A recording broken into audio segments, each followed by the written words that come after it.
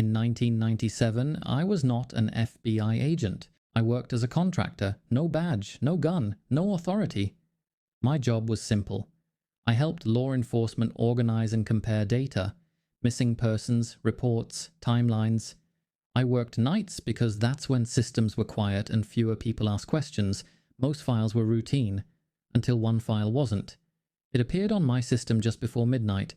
No case number, no agency name, only one warning. Extreme risk. Do not copy. That alone was strange. Every real case has a number. This didn't. I opened it. Inside was a list of locations and years. Wisconsin, 1991. Washington, 1993. Arizona, 1995. California, 1997. Each entry had the same note. Subject observed. No engagement. That sentence bothered me. Law enforcement doesn't avoid people unless something has already gone wrong. I kept reading. The file didn't contain arrests or crimes. It contained short conversations, gas stations, bus terminals, hospitals, night jobs. Here's one from 1993. Do they notice if you don't show up? Not really. That must make things easier. 3 days later, the person who gave that statement disappeared. No struggle, no body, no warning. Every entry followed the same pattern. The man spoke calmly. He never threatened anyone. He never asked them to leave. He only asked questions, and after each conversation, someone vanished within days. By the time I reached the 1997 entry, my stomach was tight. The last transcript ended with this line: "People get used to you not being there." After that, there was no follow-up. Just a note added later. Subject seen again. No action taken. That meant the FBI had seen him and let him go. I leaned back in my chair. That's when the phone rang. The office phone almost never rang at night. "Oh." I answered. The man on the line introduced himself as Special Agent Harlow from the FBI. He didn't ask if I accessed the file. He told me I had. Then he said something I'll never forget. "You've already seen him. You just don't know it yet." The next morning, I was taken to a regional FBI office. No signs, no windows, no small talk. Harlow laid photographs on the table. Different places, different years. Same man, average height, average build, plain clothes. A face you would forget 5 minutes later. "That's him," Harlow said, "every time." "What's his name?" I asked. "We don't know." "No records?" I said. "No records at all," he replied. "Not erased, not fake, just nothing." I asked the obvious question. "If he's so dangerous, why hasn't he been arrested?" Harlow looked tired. "Because he doesn't force anyone," he said. That's when it clicked. "He convinces them," I said. Harlow nodded. "They go with him willingly." The FBI had a name for him. The recruiter. He didn't kidnap people. He found people who already believed no one would look for them. Night workers, temporary employees, people on the edges. My job was to help find patterns, not where he went, but when. Every disappearance happened 3 to 10 days after contact. Enough time for fear to fade. Enough time for trust to grow. Then Harlow showed me a photo taken weeks earlier. The man was looking directly at the camera. "He knows we're watching," Harlow said, "and he doesn't care." That's when I realized the truth. He wasn't hiding. He was choosing. And in 1997, he was still active. The FBI did not rush. That was the first thing I noticed. If this man was truly dangerous, I expected urgency. Meetings, orders, fast decisions. Instead, everything moved slowly. Controlled, almost careful. Agent Harlow explained why. "We don't chase him," he said. "We wait." That felt wrong. "You're telling me this man talks to people," I said, "and days later they disappear, and you just wait?" Harlow nodded. "Because the moment we move too early," he said, "he disappears too." I learned very quickly that this case wasn't about arrest. It was about understanding. The FBI had been tracking outcomes, not the man himself. Disappeared people, abandoned routines, jobs quietly left behind. They called it post-contact tracking. The man never stayed in one place long. He didn't use credit cards, he didn't book hotels. He moved through spaces where people didn't ask for names. Bus terminals, truck stops, hospitals at night, temporary job sites, places where conversations happened and were forgotten. My role was simple. I wasn't there to identify him. I was there to listen. 2 nights later, I was sitting in an unmarked car outside a bus terminal. 1997 bus terminals were different. No cameras everywhere. Cash tickets. People waiting alone at odd hours. Perfect. I had no weapon, no badge, no authority, just a radio and instructions. Do not engage, Harlow told me. Do not approach. Do not signal interest. We waited. At 1:37 a.m. he walked in. No dramatic entrance, no hesitation. He bought a coffee. That's it. If you didn't know who he was, you wouldn't notice him at all. Average height, neutral clothes, relaxed posture. He didn't scan the room like a criminal. He looked like someone waiting. He sat down near a man in a janitor's uniform. They didn't speak at first. Minutes passed. Then the man looked up and spoke casually. I couldn't hear the words clearly, but I could see the body language. Open, relaxed, normal. The janitor laughed at something. That bothered me more than fear ever could. People don't laugh when they feel threatened. After a few minutes, the man stood up. He didn't shake hands. He didn't exchange anything. He simply nodded and walked away.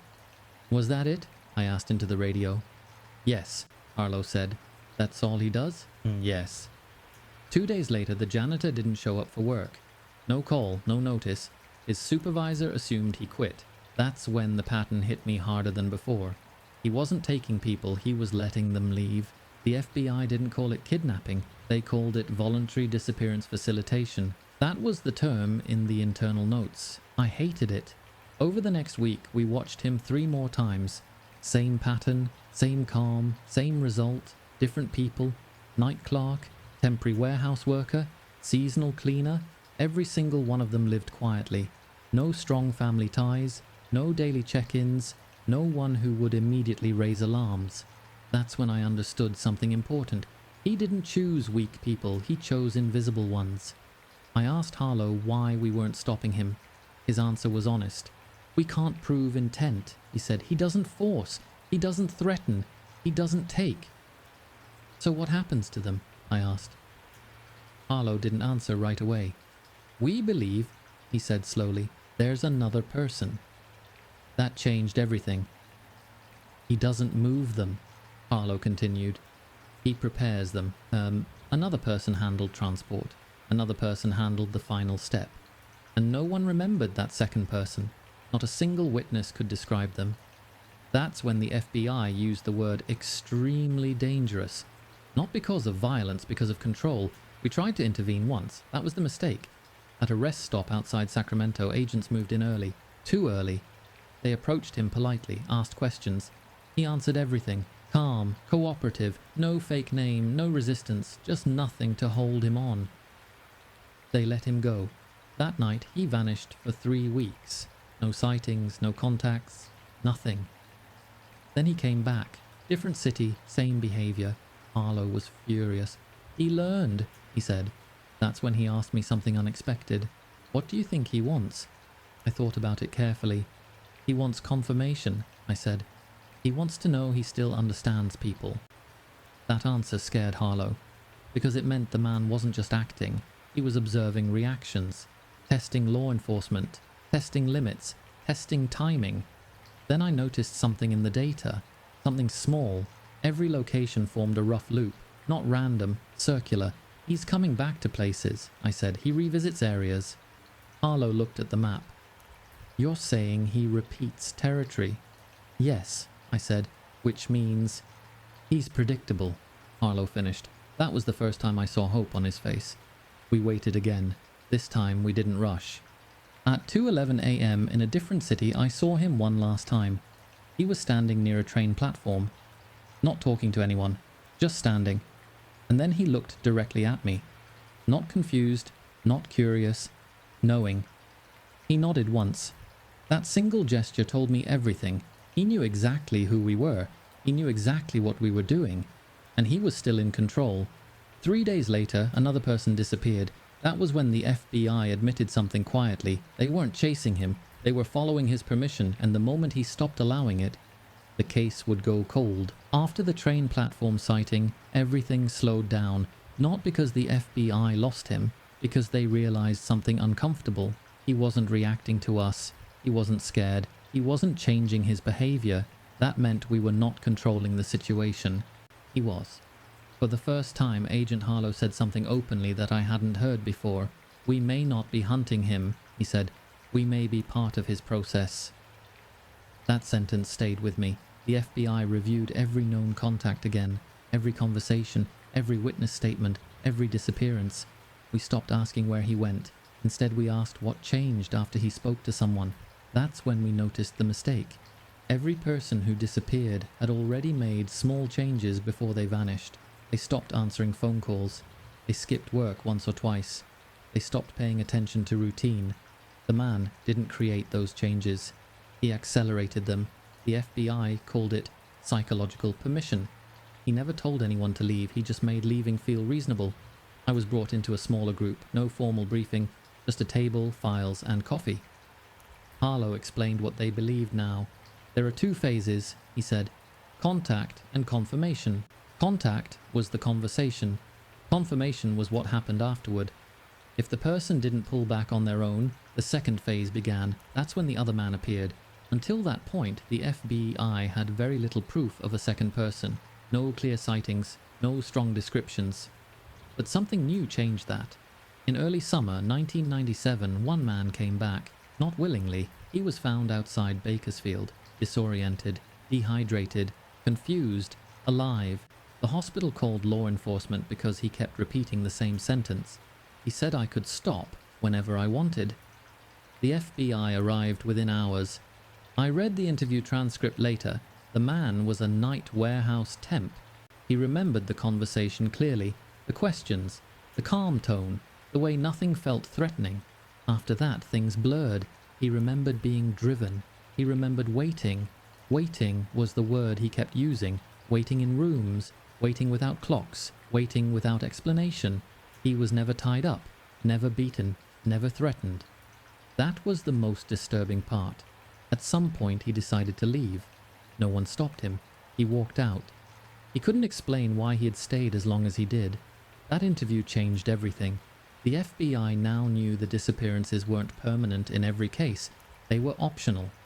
That made the man far more dangerous, because it meant people stayed by choice. Harlow admitted something that night. "We assumed violence," he said. "We were wrong. The danger wasn't physical, it was psychological. That's when I noticed a detail in the survivor's statement. He said he never saw the first man again after the initial conversation, only the second one, quiet, forgettable, professional. He didn't talk much," the survivor said. "He just waited with me." That confirmed what we suspected. The first man selected, the second one maintained. The FBI wanted to force contact. They planned a controlled interaction. Someone trained, someone monitored, someone ready to pull out. They asked for volunteers. No one raised their hand. Then Harlow looked at me. "You understand his pattern," he said. "He won't talk to agents." I knew what he was asking, and I hated that I didn't say no immediately. The setup was simple. A night train station, low traffic, cash-only tickets. I was dressed like a contractor. No wire, just observation teams at a distance. At 12:54 a.m. he arrived. Same calm walk, same posture. He stood near me but didn't speak. Minutes passed, then he asked a question. "You work nights?" "Yes," I said. "Long term?" he asked. "For now." He nodded. That was it. No follow-up, no push. He walked away. I felt relieved. Then I felt stupid. 2 days later my phone rang. Unknown number. I answered. Silence. Then a voice. "You're paying attention now," he said. The line went dead. The FBI traced the call. Payphone. Gone. That was the moment they admitted the truth. He didn't need to talk long. He didn't need to convince. He only needed acknowledgement. Once you saw him as intentional, he moved on. The case changed after that. Less observation, more containment. But containment was impossible. No crimes, no force, no proof. By late 1997, the disappearances slowed. Not stopped. Slowed. The FBI quietly closed active operations. The file was sealed, reclassified. They didn't call it a failure. They called it loss of visibility. I left the project shortly after. Different assignment, different building, day shift. Years later, I still think about the survivor's sentence. He said, "I could stop whenever I wanted." Because that was the real danger. The man didn't take people. He waited for them to decide no one would stop him. After the phone call, the FBI changed how they handled the case, not officially. There was no task force announcement, no paperwork trail, no written operation plan. Everything became verbal. That alone told me how serious it was. Agent Harlow explained it clearly. "If we document this wrong," he said, "this case disappears into a file cabinet forever." They decided to do something risky. They would not arrest him. They would confirm the second man. That was the missing piece. Until then, the FBI could not prove the disappearances were coordinated. One man talking to people was not a crime. Another man being present later was not enough without connection. They needed proof that the process was real, and that meant letting it happen again. Carefully. The plan was quiet. A temporary job site outside a mid-sized city, night shift, short-term contract, high turnover. The kind of place where people came and went without attention. They placed undercover personnel nearby, but not close. No uniforms, no radios, no visible coordination. They didn't want him to sense pressure. I was not the bait this time. That was intentional. They chose someone else. A man in his early 30s, divorced, night maintenance worker, few close contacts, clean record. He volunteered, not because he wanted to help, because he believed no one would miss him. That was hard to hear. The FBI briefed him honestly. They told him he could walk away at any time. He nodded and said the same thing the survivor had said months earlier. "I can stop whenever I want." The first contact happened 3 nights later. The man appeared exactly when expected. No disguise, no hesitation. He spoke to the volunteer the same way he spoke to everyone else. Calm, friendly, neutral. The conversation lasted less than 4 minutes. No promises, no suggestions, just questions. That was phase 1. Then we waited. Day 1 passed, day 2, day 3. The volunteer continued working. No changes. On day 4, he skipped work. No call. That was the signal. Surveillance teams followed from a distance, not close enough to be obvious. They watched him move through the city. Public places, cafes, bus stops. Then, late that night, someone joined him. Not the first man, another one. The second man looked exactly like we expected. Forgettable, average. The kind of person your eyes slide past. He didn't lead, he followed. They entered a building together. Not abandoned, not hidden, just ordinary. The FBI did not move in. That was the hardest part. They needed to see what happened next. Hours passed. Then something unexpected happened. The volunteer walked out alone. He looked shaken but calm. He didn't run. He didn't call. He just walked. That was not how it was supposed to go. Agents intercepted him 2 blocks away. He looked confused when they stopped him. "I decided to leave," he said. "They didn't stop me." That changed everything. The second man never followed, never chased, never reacted. He simply watched him go. The FBI now had confirmation. There were 2 people, 2 roles, one to start the process, one to maintain it, but there was still no crime. The volunteer agreed to give a statement. It matched the survivor's story almost exactly. Waiting, quiet rooms, no pressure. The man told him the same thing. "You're free to leave whenever you want." That was the method. Not force, not fear, time. The FBI finally understood why arrests failed. There was nothing to interrupt, no violence, no confinement. Just consent, slowly reinforced. Harlow said something that stuck with me.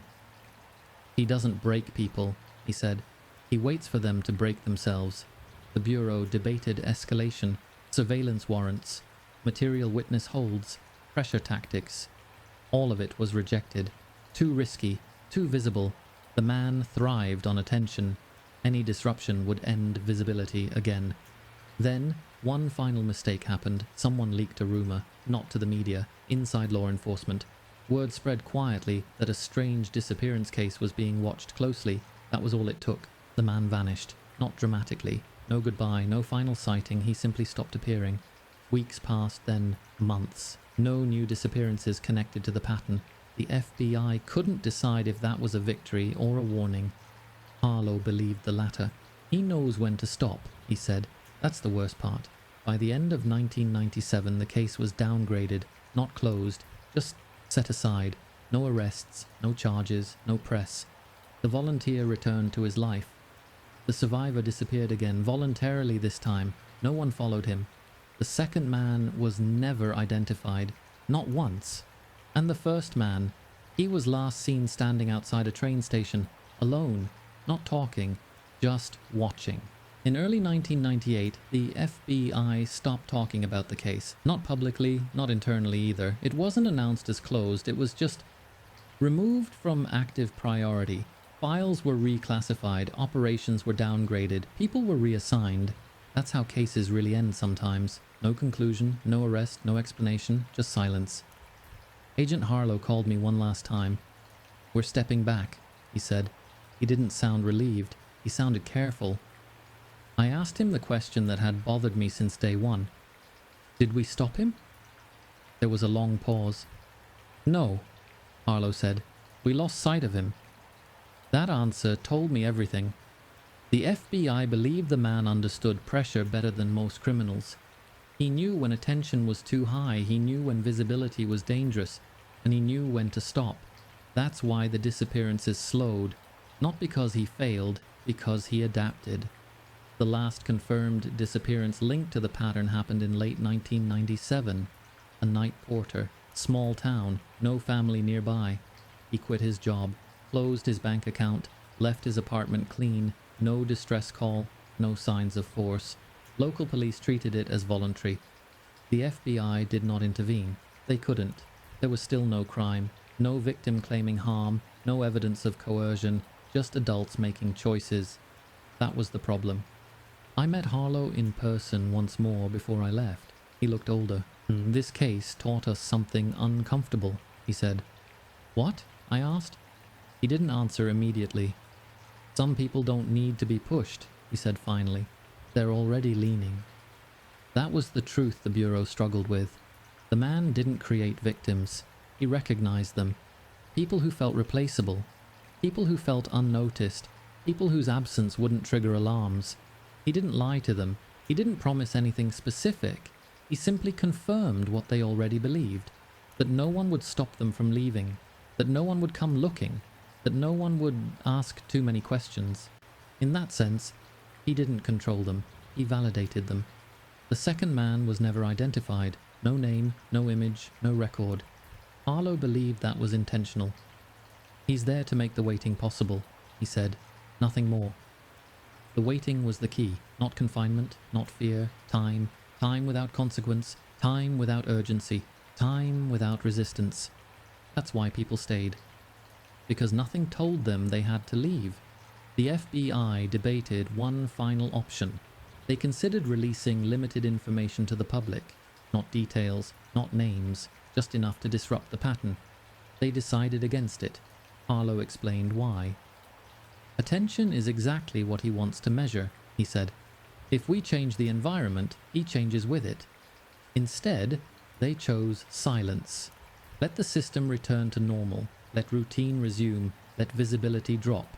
It was the only way to regain balance. I left federal contracting shortly after. Different job, different city, day shift. No more night work, no more quiet rooms, no more files without numbers. Years later, I still think about the volunteer from the final operation, the one who walked out. He told the FBI something that never made it into the official summary. "I stayed longer than I needed to," he said, "because nothing told me I shouldn't." That sentence explained the entire case. There was no moment of danger, no clear point of return, just a slow acceptance of absence. That's why the man was never arrested. He didn't cross lines. He stood beside them and waited. Sometimes people ask me if I think he's still out there. I don't know. What I do know is this. Cases like that don't end. They pause. They adapt. They wait for the world to look the other way again. The FBI called him extremely dangerous not because of what he did, but because of what he didn't have to do. He didn't force. He didn't threaten. He didn't chase. He understood something most people don't want to admit. That for some people, disappearing feels like relief, and all they need is someone to agree.